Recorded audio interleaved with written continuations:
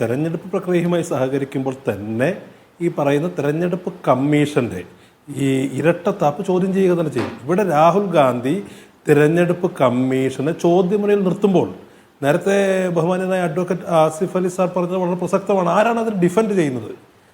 അമിത്ഷാ മുതൽ ഇവിടെ സംഘപരിവാർ സഹയാത്രികനായ ഷാബു പ്രസാദ് വരെ തെരഞ്ഞെടുപ്പ് കമ്മീഷന് വേണ്ടി നിലപാടെടുക്കുകയാണ്. അതിൻ്റെ അർത്ഥം തെരഞ്ഞെടുപ്പ് കമ്മീഷൻ എന്ന് പറയുന്നത് BJP ഒരു പോഷക സംഘടനാ സംവിധാനം പോലെ ആയിക്കൊണ്ടിരിക്കുന്നു എന്നുള്ളതാണ്. ഇവിടെ ഈ രാജ്യത്തെ കോൺഗ്രസിനെ സംബന്ധിച്ച് തെരഞ്ഞെടുപ്പിൽ തോൽക്കുന്നത് ഈ രാജ്യത്ത് ആദ്യമായിട്ടല്ലല്ലോ. അടിയന്തരാവസ്ഥ കാലത്ത് അത് തൂത്തെറിയപ്പെട്ടില്ല, അധികാരത്തിൽ നിന്ന് തൂത്തെറിയപ്പെട്ടു. അടിയന്തരാവസ്ഥയിൽ തെരഞ്ഞെടുപ്പ് പ്രഖ്യാപിക്കപ്പെട്ടപ്പോൾ കോൺഗ്രസിനെതിരെ, ഇന്ദിരാഗാന്ധിക്കെതിരെ ഉയർന്നു വന്ന പ്രധാനപ്പെട്ട ആരോപണം ഈ തെരഞ്ഞെടുപ്പ് പ്രക്രിയയെ തന്നെ അട്ടിമറിക്കുന്നതാണ്. കോൺഗ്രസിന് വേണമെങ്കിൽ ആ കാലത്ത് സാധ്യമാവുമായിരുന്നു. പക്ഷേ ആ തെരഞ്ഞെടുപ്പിനെ തുടർന്ന് ഇന്ദിരാഗാന്ധിയും സഞ്ജയ് ഗാന്ധിയും ഉൾപ്പെടെയുള്ള ആളുകൾ തോൽക്കുന്നത് നമ്മൾ കണ്ടു. അപ്പോൾ അതിന് അംഗീകരിച്ച ആളുകളാണ്.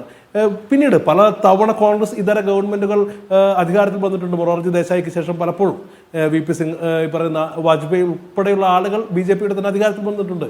അന്നൊന്നും ഇല്ലാത്ത തരത്തിൽ എന്തുകൊണ്ട് ഈ ആരോപണം ഉന്നയിക്കപ്പെടുന്നു എന്നതിന്റെ കാരണം ഈ നരേന്ദ്രമോദി ഗവൺമെന്റിന്റെ ഫാസിസ്റ്റ് സ്വഭാവം തന്നെയാണെന്നേ. എല്ലാ ഫാസിസ്റ്റുകളും എല്ലാ കാലത്തും അനുവർത്തിക്കുന്ന ഒരു നയമാണ് ഇന്ന് ഇന്ത്യക്കകത്ത് സംഘപരിവാർ ഭരണകൂടം അനുവർത്തിക്കുന്നത്.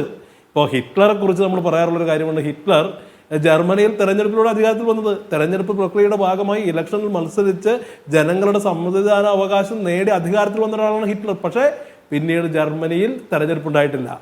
തെരഞ്ഞെടുപ്പിലൂടെ അധികാരത്തിൽ വന്ന ഹിറ്റ്ലർ തെരഞ്ഞെടുപ്പ് പ്രക്രിയയെ തന്നെ അവസാനിപ്പിച്ചെന്ന് പറയുന്നത് പോലെ ഇന്ത്യക്കകത്ത് അതിനുള്ള നിരന്തരമായ പരിശ്രമങ്ങൾ, തെരഞ്ഞെടുപ്പിന്റെ സ്വതന്ത്ര സ്വഭാവത്തെ അട്ടിമറിക്കാനുള്ള നിരന്തര പരിശ്രമങ്ങൾ നടക്കുന്നു എന്ന് പറഞ്ഞാൽ ആർക്കാണ് നിഷേധിക്കാൻ കഴിയുന്നത്? വളരെ കൃത്യമല്ലേ ഇത്? ഈ പറയുന്ന എങ്ങനെയാണോ പൗരത്വ പദ്ധതിയിൽ നിന്ന് ഈ പറയുന്ന ആളുകളെ, ന്യൂനപക്ഷങ്ങളെ ഒഴിവാക്കുന്നത്, അതേ മാതൃകയിൽ തന്നെ വളരെ കൃത്യമായ മുൻവിധിയോടുകൂടി ആളുകളെ ഒഴിവാക്കുകയാണ്.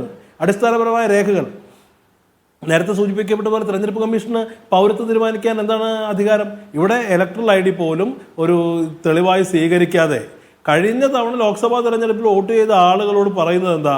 നിങ്ങൾ പൗരനാണെന്ന് തെളിവില്ല, നിങ്ങൾ പൗരനാണ് എന്നതിൻ്റെ തെളിവ് ഹാജരാക്കി വരൂ എന്ന് പറയുമ്പോൾ ഈ രാജ്യത്തെ ഒരു വലിയ വിഭാഗം ആളുകളുടെ പൗരത്വം എന്ന് പറയുന്നത് പ്രതിസന്ധിയിലാണെന്നുള്ളതാണ് യാഥാർത്ഥ്യം. ഇപ്പോൾ താങ്കൾ തന്നെ സൂചിപ്പിച്ചത് വളരെ ടാർഗറ്റഡായി നടക്കുന്ന ഒരു പ്രക്രിയയാണ്. ടാർഗറ്റഡായി വോട്ട് ചേർക്കപ്പെടുന്നു, ടാർഗറ്റഡായി വോട്ട് നീക്കം ചെയ്യപ്പെടുന്നു. അപ്പോൾ ഇവരുടെ ടാർഗറ്റ് എന്ന് പറയുന്നത് സെറ്റ് ചെയ്യുന്ന ആരാ? BJP ആണ്.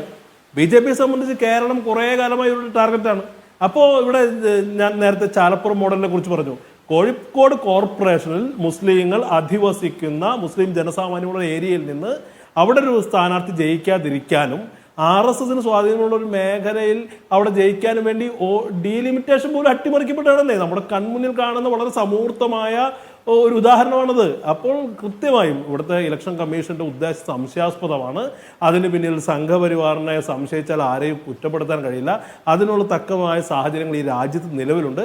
അപ്പോൾ ജനാധിപത്യ ബോധമുള്ള ആളുകൾ, രാഷ്ട്രീയ കക്ഷികൾ മാത്രമല്ല, അതിന് പുറത്ത് പൗരന്മാർ, ഈ രാജ്യത്തെ NGOകൾ, ഇന്റലക്ച്വൽസ് എല്ലാവരും ഇതിനെതിരെ വളരെ ജാഗ്രതയായിരിക്കുന്ന സന്ദർഭമാണ്. ഇത് കോൺഗ്രസിന്റെ മാത്രം ഒരു വിഷയമല്ലല്ലോ. രാഹുൽ ഗാന്ധി ഈ വോട്ടധികാര യാത്രയുമായി ബന്ധപ്പെട്ട് മുന്നോട്ട് വരുമ്പോൾ അത് കോൺഗ്രസിന്റെ ഒരു രാഷ്ട്രീയ പരിപാടിയായിട്ടല്ലോ ആളുകൾ അതിനെ കാണുന്നത്. രാഹുൽ ഗാന്ധി ഒരു മനുഷ്യൻ ഒറ്റയ്ക്ക് നടക്കാൻ ആരംഭിക്കുമ്പോൾ രാജ്യം തന്നെ അദ്ദേഹത്തോടൊപ്പം നടക്കുകയാണ്. അത് നാളിതുവരെ കോൺഗ്രസിനെ എതിർത്ത ജനവിഭാഗങ്ങൾ പോലും, കോൺഗ്രസിനോട് രാഷ്ട്രീയമായി വിയോജിപ്പുള്ള ആളുകൾ, കോൺഗ്രസിന് വിമർശിച്ചിട്ടുള്ള ആളുകളൊക്കെ രാഹുൽ ഗാന്ധി മുന്നോട്ട് വെക്കുന്ന ഇന്ത്യൻ ജനാധിപത്യത്തെ ശക്തിപ്പെടുത്താനുള്ള, ഇന്ത്യൻ ജനാധിപത്യത്തെ പ്രതിരോധിക്കാനുള്ള ഈ വലിയൊരു പ്രക്രിയയിൽ പങ്കാളികളാണെന്നേ. ഞങ്ങൾ മുന്നോട്ട് വെക്കുന്ന രാഷ്ട്രീയത്തിന്റെ വിജയം എന്ന് പറയുന്നതാണ്. ജനാധിപത്യത്തിന്റെ പ്രാഥമികമായ യൂണിറ്റ് എന്ന് പറയുന്നത് വോട്ടറാണ്. ഒരാൾക്ക് ഒരു വോട്ട് എന്ന് പറയുന്നതാണ് ജനാധിപത്യത്തിന്റെ ആപ്തവാക്യം. ആ ജനാധിപത്യത്തെ അട്ടിമറിക്കാൻ, ഇന്ത്യൻ ജനാധിപത്യത്തെ തന്നെ അട്ടിമറിക്കാനുള്ള വലിയ പരിശ്രമം നടന്നുകൊണ്ടിരിക്കുക. കോൺഗ്രസിനെ സംബന്ധിച്ച് ആ ജനാധിപത്യത്തെ രൂപപ്പെടുത്തിയ ഒരു പ്രസ്ഥാനമാണ് കോൺഗ്രസ്. ഇന്ത്യ എന്ന ആശയത്തെ രൂപപ്പെടുത്തിയ പ്രസ്ഥാനം, ഇന്ത്യക്ക് ഒരു ഭരണഘടനാ നിയമനിർമ്മാണ സഭ ഉണ്ടാകുമ്പോൾ ഇന്ത്യൻ ഭരണഘടനയെ മുന്നോട്ട് വെച്ച പ്രസ്ഥാനം, ഇന്ത്യൻ ജനാധിപത്യത്തെ പ്രയോഗവൽക്കരിച്ച പ്രസ്ഥാനം. അപ്പോൾ ഈ ജനാധിപത്യത്തിൽ നിലനിർത്തേണ്ട സവിശേഷമായ ബാധ്യത ഞങ്ങളുണ്ട്. ആ ചരിത്രപരമായ ഉത്തരവാദിത്വം ഏറ്റെടുത്തുകൊണ്ട് തിരഞ്ഞെടുപ്പ് കമ്മീഷന്റെ ഇത്തരം പ്രവർത്തനങ്ങൾക്കെതിരെ ജനങ്ങളെ അണിനിരത്തി പോരാടാനാണ് ഞങ്ങൾ തീരുമാനിച്ചത്.